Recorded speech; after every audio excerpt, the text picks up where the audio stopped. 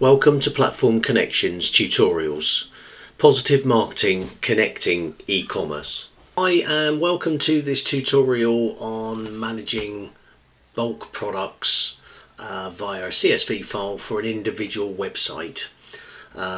Here we've obviously created the export and we've downloaded the export, and this is what we've been delivered to our Excel. So here you will be able to see a number of columns. The last one, just to give you a heads up, list on underscore underscore and then a unique ID, and then it will have under underscore your website domain without the dots and www, etc, etc.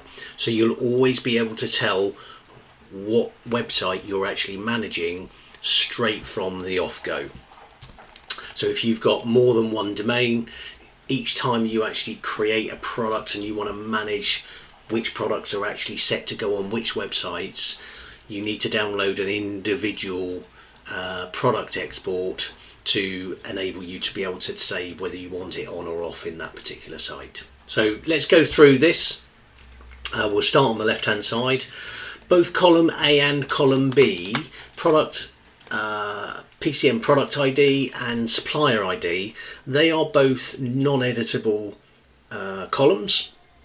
They are for our use only, so do not change them. They can, if you make amendments to these two columns, it can mess up your import, and we reserve the right to charge you to fix any issues that have been created because you've made changes to this. So I would recommend staying away from both column A and column B and not making any changes in that at all. Column C, however, is your product name, and you can have control of and update your product names all through your CSV file. If it is a managed supplier, you will need to just go in and change the setting in your supplier, which I will show you. If you go to Product Manager, My Suppliers, and edit and manage supplier, you'll come down and you'll actually see here supplier to update product name.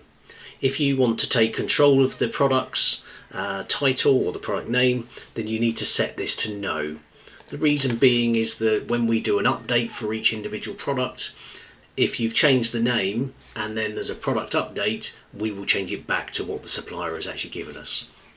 So you do need to ensure that you have set this to no and you've scrolled to the bottom and clicked update.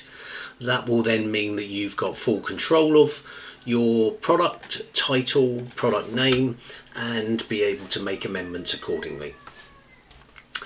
Please bear in mind that your product name is relevant to not only your website or websites, but also for eBay as well. So if you change it in your website feed CSV file, it'll also change with regards to when you actually update the item on eBay.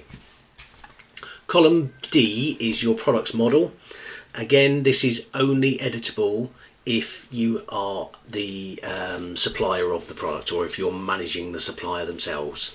If this is a managed supplier and it's managed by us, we do suggest that you don't make a change, and if you try to make a change and it's a managed supplier, it won't update. And that goes the same for both the product quantity and the product RRP. If it's your own supplier, then you can edit these to your heart's content. If it's a managed supplier, these won't change. And the same goes with your cost price. So your cost price would also be non-editable or non-updatable if it's a managed supplier.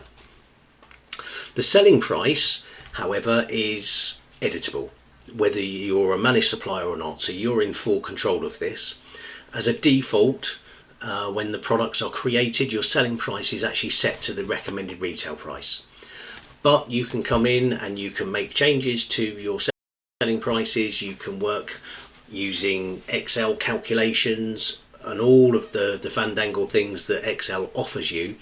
However, please be sure to format your formulas so that we actually end up with an actual figure, not a formula, because we won't be able to use the formula and it will mess up all of your selling prices. If you want some help with that, contact our support desk and they will be able to help you with that and guide you the best way possible. If you're unsure, don't use formulas, just input an actual price. Next column is column I, which is your shipping profile. Again, if it's your own supplier, you will be able to manage this, but if it's a managed supplier, then this is all managed for you. You can't change that in the CSV file. If you're looking to try and get shipping profiles to understand what you've actually called them, if you go to Product Manager, Shipping Profiles, you will see that all the profiles are sat there, and you can then copy your profile and understand that it's the profile name that actually goes into this shipping profile. Lastly is the list on a particular website. The two options you have here are yes and no. So yes, I want it to be listed, or no, I don't want it to be listed. And as soon as you import this, the next time the feed runs on your WooConnect site, then it will collect this information and it will update you accordingly. We hope this tutorial has been of use to you, and we look forward to seeing you soon.